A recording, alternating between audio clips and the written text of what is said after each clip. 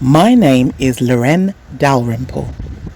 I've always got a song at the ready, lyrics at the tip of my tongue, because I am a singer.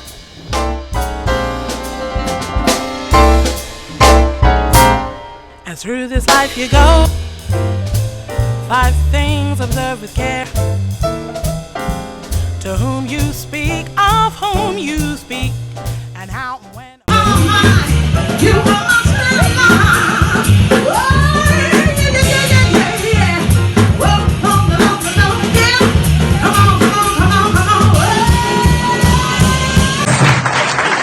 excuse my language, this skinny heifer, right?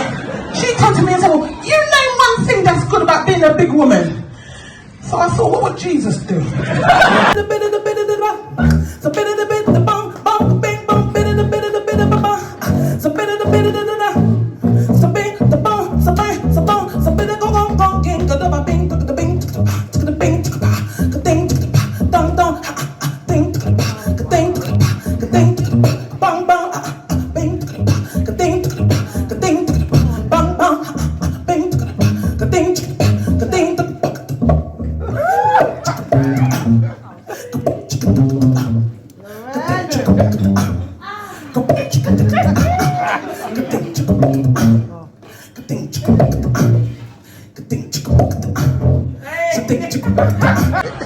I said, what's good about being a big woman? I know I ain't getting kidnapped no time soon. Yeah. You a kidnapper, you gotta make a decision. Yeah? Are you gonna try and fit a woman with more junk in her trunk into your trunk? Yeah? Are you really gonna go to your doctor and say, well, I got groin pull, how did you get that?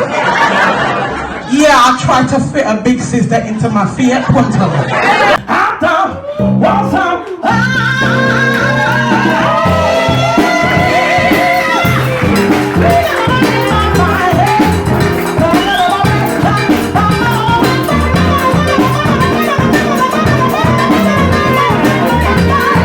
It don't work like that. I walk along Clapham Common at night. Why? Because I can.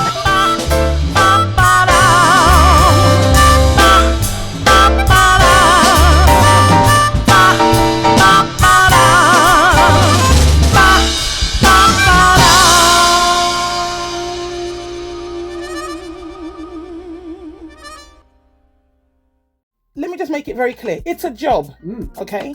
I happen to be, I think, a reasonably good singer who's not famous.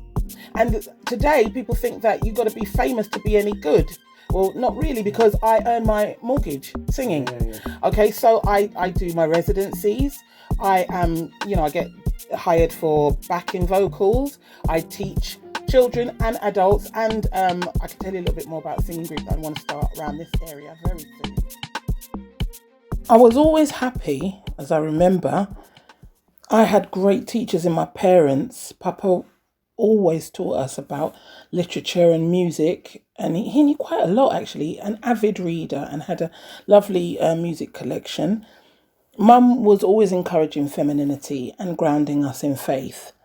And the two of them together just, taught us to have a pride in our Guyanese heritage. Although they were separated, they came together on that, and I love them for that.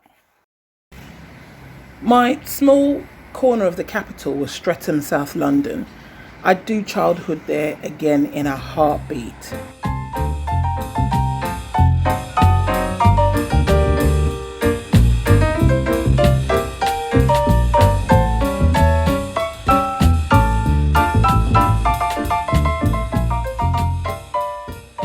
The 70s and 80s saw 2 cinemas, one with 3 screens, the ABC cinema, ice rink, swimming pool, Streatham Common, which had regular fun fairs. Not bad.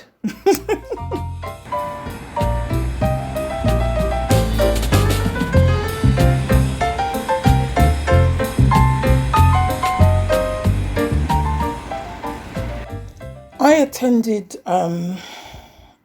St. Leonard's Primary School. That was one of the first places of organised singing for me. I attended that school with my big sister. Marion. She's a good egg. She's one of the good ones. Mum and Dad had a good record collection, and we'd sing along to that. We'd harmonise to their records. And Lorraine and I attended church guides, brownies, where we learned hymns and campfire songs, which we still sing to this day. And we'd harmonise together. And we also, I've got a vivid memory of us in the back garden of our home in Streatham, singing on two ends of microphone-shaped skipping rope handles. So age 8, I'm in primary school and I'm a part of the choir, and there's a celebration at the Royal Festival Hall for Lambeth and children in music, and my primary school was in Lambeth. So it made sense to get all these schools from around the Lambeth catchment and create this state choir, and we all learn the same songs that narrate the story of the Pied Piper of Hamelin. And did I say that right? The Pied Piper of Hamelin. And I remember there was an older dance group, young people who did a dance performance to a song called Life is a Celebration, which was performed by the kids from Fame. I thought that was terrific. But we also celebrated Lambeth through singing Lambeth Walk, a song synonymous with the Pearly Kings and Queens and that side of London culture. But now when I do it on stage, I put a Caribbean spin on it because, yes, I am a Lambethan, if you will, but I'm a melanated Lambethan. So therefore, I put my spin on it. But what was really interesting, if I think about it, and it's quite sad really, is that we had performed the Maple Leaf Rag and the Entertainer to popular tunes by the king of ragtime, as far as I'm concerned, Scott Joplin. Not one of my teachers or any of those people told us that Scott Joplin was black. I mean, I was 8. I would have taken it in. Maybe they just didn't think it was important, but why not? Because I know personally, I would have identified with that. I would have identified with the fact that we are singing these great songs by a man who was just like me. My search for creatives who look just like me never really took me a long time, and certainly didn't take me far from home. I was truly blessed to have 3 in particular who were always there and I could call family. Starting with the First Lady of Black British television, actress Carmen Munro, my big cousin. You cannot do, she's a national treasure. You can't do that. She's a national treasure. Look at her. My dear creative cousin, wonderful woman. You love me, don't you? Of course I do. Who couldn't? Or who wouldn't? Who wouldn't? You know what I mean? Yeah, and she's taking me out. You paying for this? Yes, okay. Yes. I'm treating you to a foreign lunch. Why do you keep calling it foreign? They're foreign, you know what I mean? When you are young and you're creative, you look for people like you to be like you. And I always had one. Except when I used to say, oh, I've got an auntie, she's my cousin, but because she big people. Yes. So I've got an auntie on television. No one believed me. And that was left. Oh dear. We went all this time. Oh no, well, not all this time. Everybody knows now. But then you've got then there was that program, that children's program. We mentioned it earlier today. How do you do? How do you do? You know, I've never met anyone since I've done that, which was, I don't know, centuries ago, who knew years. About how do you do. 45 years. Really? I was They 5 sent me when all it the came. tapes, you know. No, you like tapes. We gotta get them put on some kind of reel. They got the whole thing. I got a suitcase full of them. They sent me all of them. Oh wow. Yeah. This was wonderful because it was written for me. It wasn't something that was written. No. Yes. Because I was leaving play school. Right. And this one of the writers. Yeah. She said, I've got an idea. And then came up with this. I loved How that do you program. do? I loved it, and I remember I'm making it. this and doing this. Yeah. And she wrote that for me. Nobody else. There wasn't a how wonderful. do you do before me, and not And one there hasn't been a how do you do after me. After you. Well, the thing is, anybody my age remembers how they used to wheel in the television for the children to watch. And as the teacher put the television on, it came up on BBC Two at 12 o'clock. How do you do with Carmen Monroe? And the teacher said, is that your auntie, Loren? And I said, yes, it is. And the whole class looked at me as if to say, oh, she's not lying. And then one buck-tooth teacher called Mrs. Russell come and went, I thought it was Floella Benjamin. There's 40 years between us. Which means you were my age when I was born. You really ain't got no right being your age with that face. Black don't crack, you know. Indeed. It don't crack. So there you are. Anyway, I'm going to kiss you. I don't want my lips to fall down them dimples you got.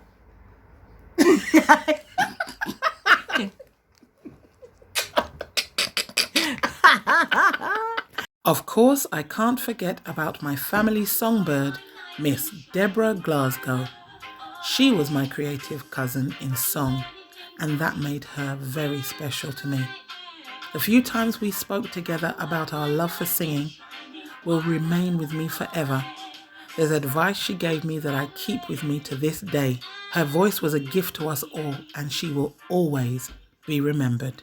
Finally, the fabulous actor Ram John Holder, cousin RJ to me, but to you... It's your Uncle Popeye. Yeah, man, it's me. I'm still here. I'm still alive. That day we met, and amongst family shout-outs and a quick duet at our table, we spoke on all things creative. I'm truly blessed to have the family that I do.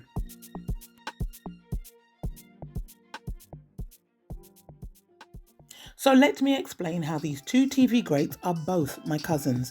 And no, it is not because they themselves are related. It's because, like most people, I have a father and a mother.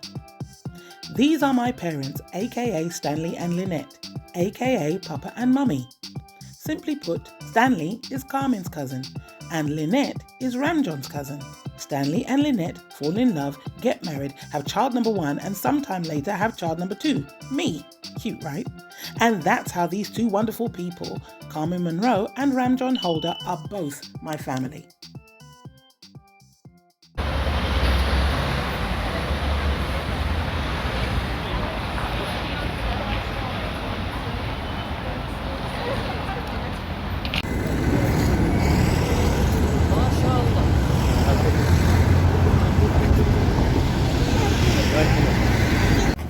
So, one bright, sunny London day, I decided to go back to where it all began for me, the Royal Festival Hall, South Bank Centre. This has changed so much. It's still very much Royal Festival Hall, South Bank Centre, but from the time I was here as a child, and and even in my adult performances here, that is the exact lift that used to take us up to the auditorium, I believe it's on the next floor. I really, I'm excited. I don't know what to say next. I'm really, emotional because we came here so much. We came to see performances as well as to perform. For a child, it opens up a world of, I can do this. Especially if you've decided in your head, I'm gonna do this.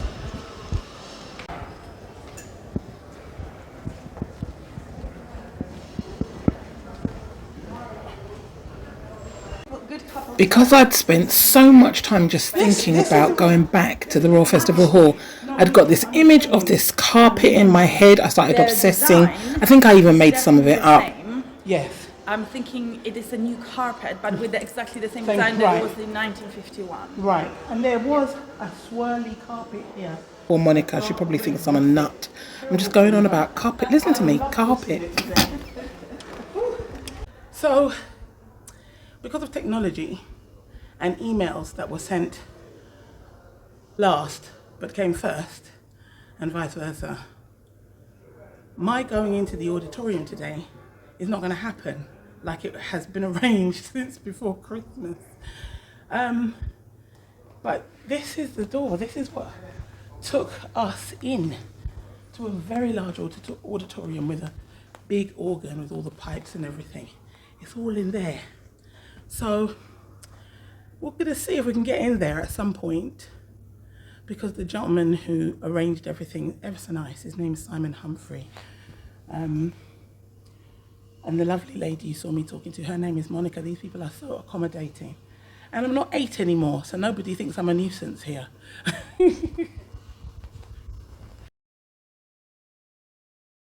So I remember also attending the Royal Festival Hall in the choir, probably at least once, maybe twice. And it was a really big thing. You know, it was a really exciting thing for us as children to go, because we went on the bus up with the teachers, and it was something that we looked forward to very much. And our school was very musical. And encouraged us, I think, to take part in those things, even if we weren't particularly musically inclined. They still included everybody. You know, they still included everyone and encouraged them. And actually, that was part of the school that I really loved, and I do remember that fondly. Yeah, me too. I mean, going anywhere on one of those very questionable Mitch and Bell buses was a day of excitement. It was. And I say questionable because there are stains that you can't get anymore on those buses. And the ashtray in the back of the seat in front. Oh God! Children, don't touch the ashtrays. No, we won't touch the ashtrays. But how's about some seat belts circa 1979? That'd be nice. Yeah. It was different times.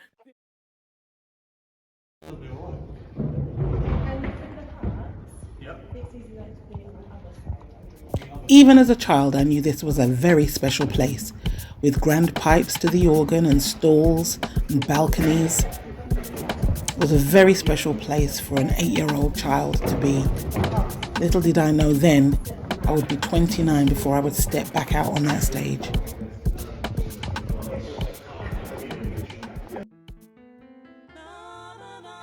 The backbone of my life, and therefore any part of my song life, had to have been my mother, Lynette E. Dalrymple, proud Guyanese nursing lover of Jesus. I had nicknamed her Mrs. Worthington, referring to the subject of Noel Coward's classic comic song, Don't Put Your Daughter on the Stage, Mrs. Worthington, from which there is the line, she's a bit of an ugly duckling, you must honestly confess, and the width of her seat would surely defeat any chances of her success. And while I had similar said of me, there was Mummy, always my cheerleader, ever my biggest fan. Mum was always very supportive of my singing, even when she didn't understand what was going on. By that I mean, not that she couldn't understand why I would want to do that kind of job. She wasn't sure if I could. She apologized to me once for not being able to afford my singing lessons, but I told her it's fine. I sat an exam and I got a scholarship, and my singing lessons were free. My voice training for 2 years was absolutely gratis. So I was okay with that, but she felt some kind of way about it. And she actually apologized after seeing me on stage at the Royal Festival Hall once again, but as an adult this time. You see, back in 1980, again, the fabulous singer-composer Neil Diamond did a remake of The Jazz Singer, originally put out in 1927, I think, by Al Jolson, who I don't really have much time for. Why would I? The man got famous singing in blackface. Why make fun of my people? And why support that? I'm just not up for that. However, Neil Diamond did a remake of the film with and basically told the story from a 1980 perspective. But the reason why this film, why I connect with it is, number one, the song was called The Jazz Singer. What am I if not that? And there is a part in the film where his father, played by the great Sir Laurence Olivier, a cantor in the synagogue, who was against his son going off to pursue rock and roll. They reconcile. At the end of the film, Mr. Diamond sings a rousing song called America. And his father is sitting there watching him for the very first time. And he looks around and he looks at these people looking at his son. And when they stand up, he stands up and claps for his son. Well, that was Lynette. That was my mum. She came backstage and she said, Law, I look around and all those people were standing up for you, baby girl. They were clapping for my baby. And it just in that moment, I knew she understood why I needed to pursue this and why I love it so much. But in that moment, I also understood that I had her love and her support to continue, because I was still really quite young then. I was in my 20s. My mother indeed raised me in the way in which I should go, that later on I should not depart from it. This is my later on. This is my later on. That kind of love stays with you for a lifetime. Well, this is going well so far. The heater's making a racket and there's a pigeon stuck in the chimney. Ugh. It would be a bold-faced lie and untruth for me to state that I didn't like my primary school. St. Leonard's Primary School in Streatham, South London, had great musical opportunities in the 70s and 80s when I attended. Some great opportunities mixed in with some real shit educators. A member of staff had decided to play us the theme from Swan Lake because we were going to see excerpts from Swan Lake. Again, beautiful opportunity for children to go and see the ballet. And she begins to play the piece of music. And can anybody say where this piece of music is from? Does anybody recognize this? And certain children hands shoot up, and I put my hand up. And this evil woman planted a seed of not you, never you, Lorraine. My hand went up and she just went, oh, Lorraine, don't be silly. What does that mean? Don't be silly. Well, I can't know. Of course I know that piece of music. Christmas 1976, I received this. Look at it. It's faded and browning in the wrong places and, you know, pretty little girl on the front. What I love today is that there'd be little girls on this of all different races just represented. I love it. But yeah, if you... Oh, gosh. Wait.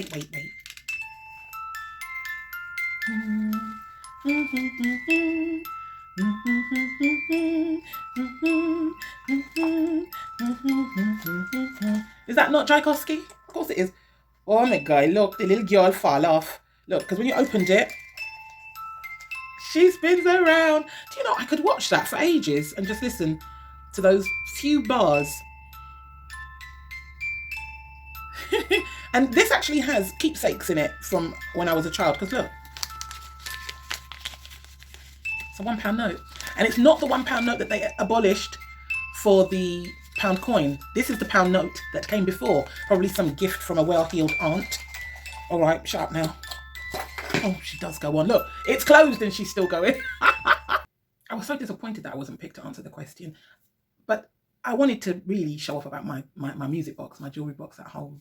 I wanted to say that. That's where I knew the music from. And I must have sulked because a second teacher joined and said, is everything all right? And the first teacher had said, she thinks she knows. She doesn't know. And these two women had a conversation above my head, which I can hear and remember. Now, some people will say, oh, you're holding on to that trauma. No, I've just got a really good memory. My retrograde memory is quite good. What they taught me is that our little lives didn't matter. They could just say anything they wanted to say. And she went on to say that we the melanated, don't understand classical music.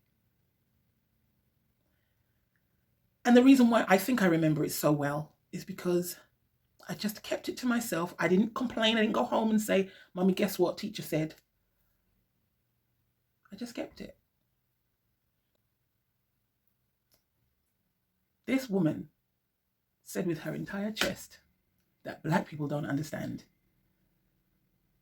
classical music. Somebody should have schooled that misinformed teacher of this gent from Croydon. That's right, SCT, Samuel Coleridge Taylor, best known for his cantatas, the most famous of which is the Song of Hiawatha. You know, this bloke, the pre-colonial Native American leader and co-founder of the Iroquois Confederacy. You know, as in the acid jazz band Jam Iroquois. Headdress look familiar? Anyway, the Song of Hiawatha was based on the poem by Henry Wadsworth Longfellow and is not exactly true to the Native American aforementioned. And then this happened. So, in the 70s, the late 70s, there was a production at school. And it was brought to us by the famous conductor and composer, Mr. Carl Davis, who had some children in this school. In fact, one of them was in my class.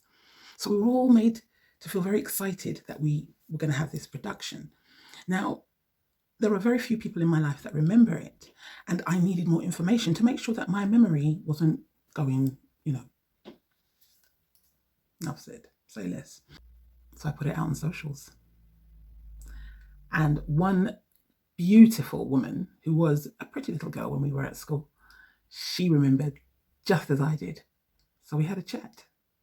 I remember being part of a production, if you want to call it that rather than anything else, of Hiawatha, which was a piece of music, a score, if you like, that he wrote, I believe. Mm-hmm. And because his children were at the school, they must have done some sort of, can you come and do this production with us of this music? Right. And everybody performed to it, sang to it, was on stage, etc. And the reason I think I remember it so well is that because obviously I come from a background of musicians and singers, I could actually sing, but I was so painfully shy, believe it or not, that I didn't want to. And I think I got a bit stage struck. Yeah. And I just remember him saying to me, "Don't worry, would you like to sit next to me and you can turn the pages?" And that was then my job. So I felt extremely special being able to sit next to this guy, because I knew that he was, this famous sort of composer. Yes. Everybody'd sort of been talking about him and saying how wonderful he was, and, and I knew whose dad he was.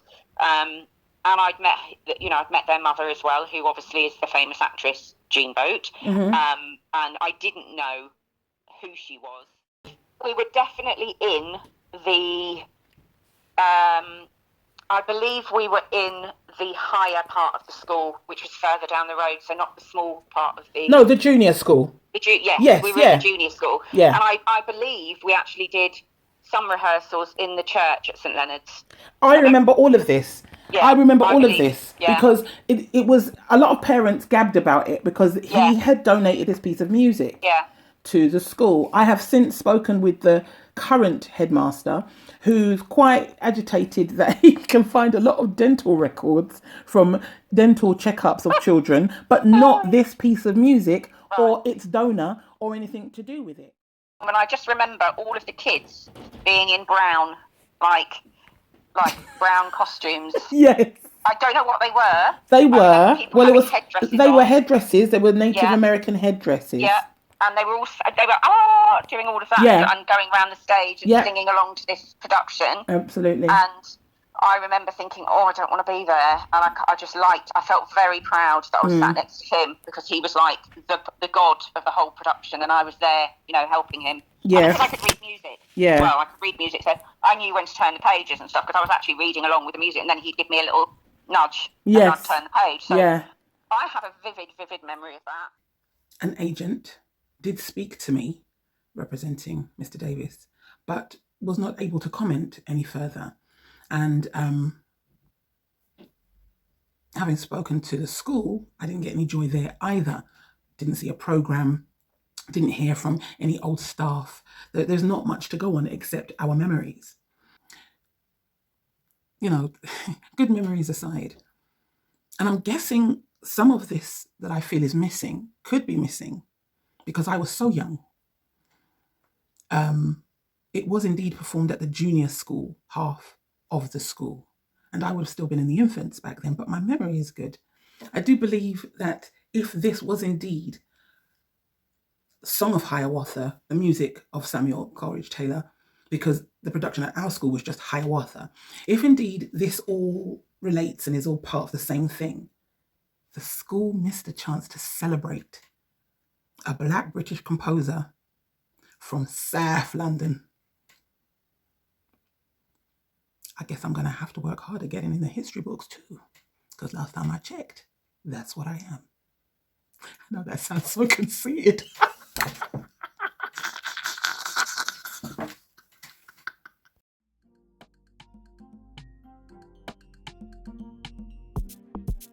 Let me fill you in on this gentleman, Joseph Ballon, Chevalier de Saint-Georges. His black boy magic lies in the fact that he was a free man of colour born in Guadeloupe and moved to France by his white father who owned his mother of Senegalese birth. He was the first classical composer of African descent to hit it big time in Europe, playing for royalty such as Marie Antoinette and Louis Philippe II. He was known as the Black Mozart, but I believe falsely narrating the black version of anyone non-melanated is belittling to our creativity lying at the heart of our African beauty and pride. So why do I like him so much? Well, not only were we never taught about him in school, I have a little something in common with him. You see, a few years ago, I travelled to Lille, France with my son. There I was moved by sights, sounds and smells, plus the fact that Lille is a town of music. There I wrote Walking in Lille, a song I still perform today. While in Lille, Joseph did likewise, composing a one-act opera and dedicating it to the citizens of Lille. Nice one, Joe. If you were here today, I could really dig hanging with you. I would not dare to speak upon the humble beginnings of my song life without visiting Tulse Hill to my alma mater, St. Martin in the Fields High School for Girls. Sidebar. Deep breath.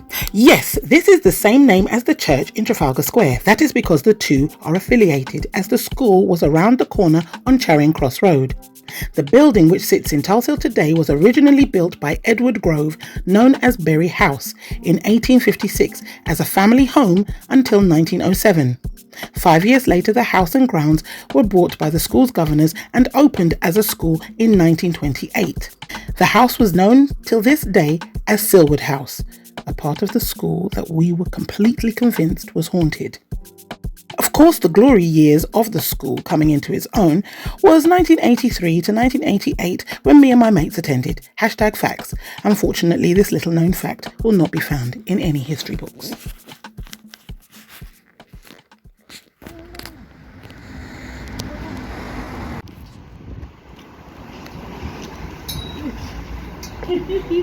When I left, we all took pictures on these things.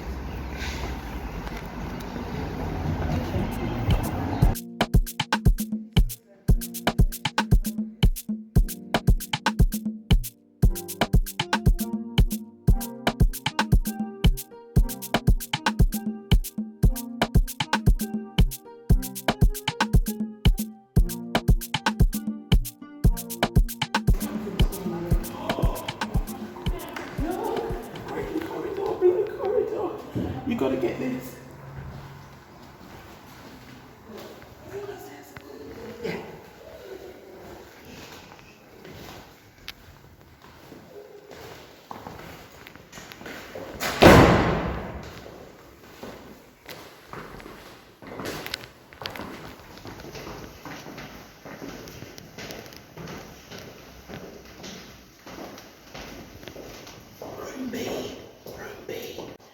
And there she was, some 30 plus years later, looking good as ever. The only old St. Martin's girl I wanted to see that day, knowing she'd be waiting for me upon my return. The Assembly Hall stage, home of my first solo performances.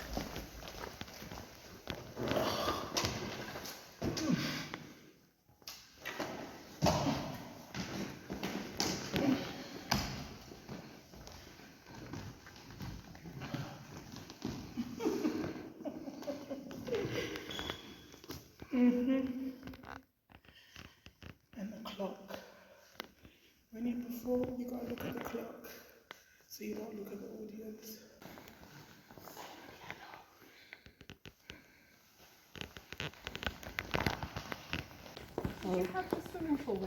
It was here, but it was there. As my guides for the day continued to walk me through my past at the school, I just knew I had to make one final stop of the visit, and that would be to the one-on-one music room that my singing teacher used to book for my lunchtime vocal training. Oh my gosh! Oh, that's two, yeah? It was one. There's only one on this side. Oh. So I do my scales here. And she used to give me Highland toffee to chew to loosen my jaw. My mum went nuts. She said, "You got good teeth." I know why you chewing toffee. So, like,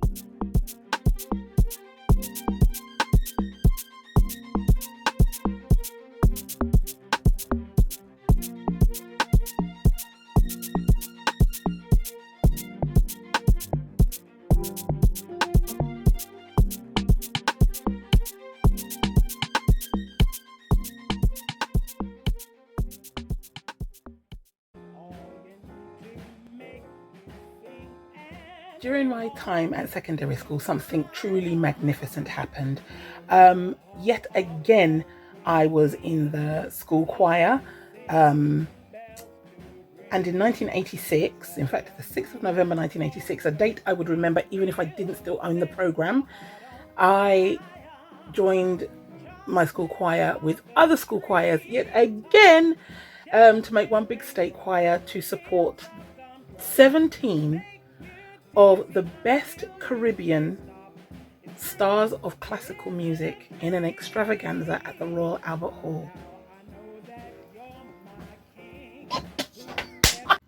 If indeed I am to speak on my song life, there's a chapter, a section, a part of it that I'm finding very difficult to address. So there was only one way for me to do it. I had to come out to do this next one out on my morning walk. Brisk. Whew. I was reminded the other day that you never forget a good teacher. You never forget someone who took you under their wing, treated you well, made sure you were okay. I'm never going to forget my first teacher in song. I am Stanley Gordon Dalrymple. I always had a camera in Papa's face because I never wanted to forget his, not just the image of it, but the way he laughed, the way his gap in his teeth would show up when he would speak, the way he would go from Cockney to a Guyanese accent in a trice. Loved that. But I wanted to know more about his experience of Brixton, because you see, this man just did not teach me how to sing, how to phrase. I wanted to sing just like Papa. His chops, they were just there, you know? His rise and fall, his dynamics, everything, brilliant. I just didn't want to do that. I wanted to learn. Brixton sounded like a party, day or night. Somebody was playing something, and I was approached one time. I was out late, and this gentleman said to me, "Where the party there?" And I said, "I heard music as I was coming along." And he had a bottle of Sonata gin. He was taking that to a bottle party.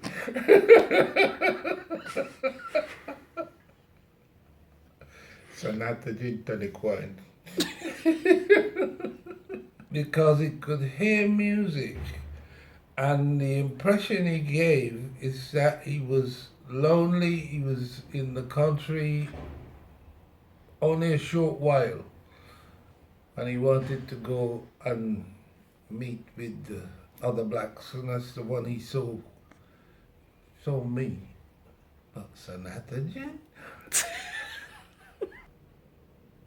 From my observation, everything went on in the pub.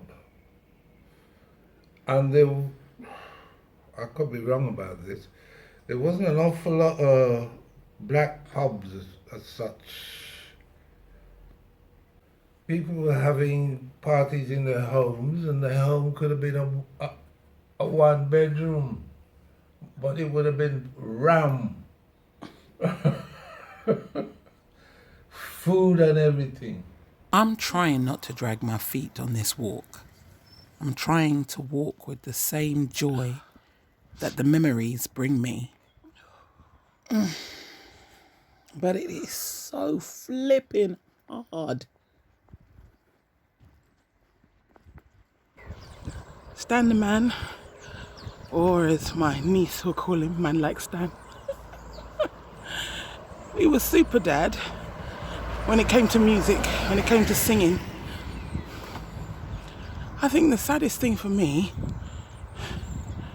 was realising that Papa's chops were going. We always used to sing together, you see. I used to take music round there. I got records for my birthday. I got cassette tapes. It was our time, it was just our sharing. And I think the saddest thing for me was realising Papa's chops were failing.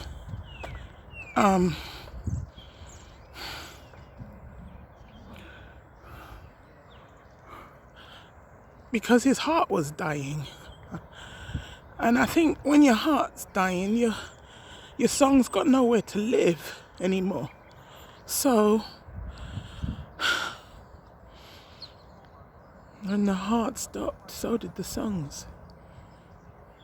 Oh, I don't. Yes, you do. This is my father, and he sings well. So I don't. What are you doing? You trying to see yourself? Okay, here we go. You ready? Are you ready? Yeah, if you say so. Okay. So what key? What key? I don't sing in keys. If I want to sing, I sing. Okay. Oops. Ready. Don't know much about history. You're supposed to be singing. Am I? Yeah. Go on. This is long. Dad's the band leader who is going to get stroppy when he gets a record deal all for himself and pisses off and leaves the rest of the band high and dry. Yeah, good, innit? Here we go. You ready? Okay, let's go. Don't know much about history. Don't know much biology. Don't know much about Science book. Dum dum dum. Don't know much about a French I took. But I do know that I love you. And I know that if you love me too, what a wonderful world this would be. I like the bridge best. The bridge? Yeah. Now I don't claim to be an A student, but I'm trying to be. For maybe by being an A student, baby, I could win your love for me. Dum dum dum dum. Don't know much about history. Ding ding. Don't know much biology. Boom boom boom boom. Don't know much about science book. Dum dum dum dum. Don't know much about the French I took. Boom boom boom boom. But I do know what I know. No, second verse is 1 and 1 is 2. We just skipped it. That's all. Oh, that's all right. You have to say you love me. Come on, it's in the song. But I do know that I love you. And I know that if you love me too, what a wonderful world this would be. But no, Sam Cooke finishes it real good though. What? La da da da da da da da history. La da da da da da da da Biology. La la la da da da Science book. La la la la la la. French I took. Boom boom boom boom. But I do know that I love you. Dum dum dum dum. And I know that if you love me too, what a wonderful world this would be.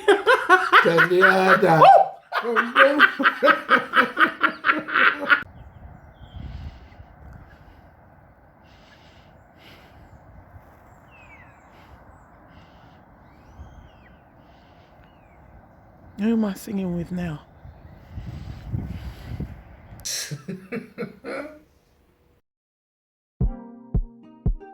Dudley Brown, my friend with whom I graduated from Greenwich University, London in 1994. A prolific pianist with a wealth of knowledge on everything. It was he who suggested I be the one to run and host a jam session in Brixton, South London in the late 90s. He had a strong love and care for live music done properly, which started with the best treatment of musicians from dressing rooms, technical riders, and of course pay. He loved big, but woe betide anyone who crossed him. Dudley could intellectually talk you into submission. Once he was done, you always knew it was for your good. Rod Freeman, a quiet guitarist originally from the northeast of England, who made West London his home. On finding his aptly named The Jazz Music Agency details in the Yellow Pages, I called him and begged him for work. I don't have any work. I'm packing it up. I'm packing up the agency. He almost pleaded against my beg and whinging. With an attitude of stuff it, I sang to him down the phone. As soon as I was done, the next sentence I heard was, "Well, hold on, I may have some gigs. You could join my band. I can pay 50 quid. Done. We became close friends performing with a band of gents all twice my age. Rod advised me and called around on my behalf long after he retired from public performance. His advice, all from personal experience, stood me in good stead. I still write gig agreements based on what he taught me in my late teens." You all must have seen the cover of Marvin Gaye's I Want You album, with a singer on stage performing to a packed room of dancers. Yeah, that's right, The Sugar Shack by Ernie Barnes. The artist and I became pen pals and telephone friends from 1992 to 1994. After I wrote to him telling him about my singing and my love for art and a cheeky request for him to paint me, he would write with advice with whatever project I was gabbing on about. And he gifted me brochures and postcards and information on his art, including a brochure from his October the 30th to November the 17th, 1990 exhibition, The Beauty of the Ghetto. I tracked down a print dealer of Mr. Barnes' work and purchased prints, Midnight DJ and Singing Sisters. I pay homage to Mr. Barnes with the spelling of sister in my self-appointed nickname, Soph, Sister of the Fuller Figure, Sistah. These three wise men all gifted me richly with advice and an example of being dedicated to their individual crafts and, of course, their time. I thank them and I love them always.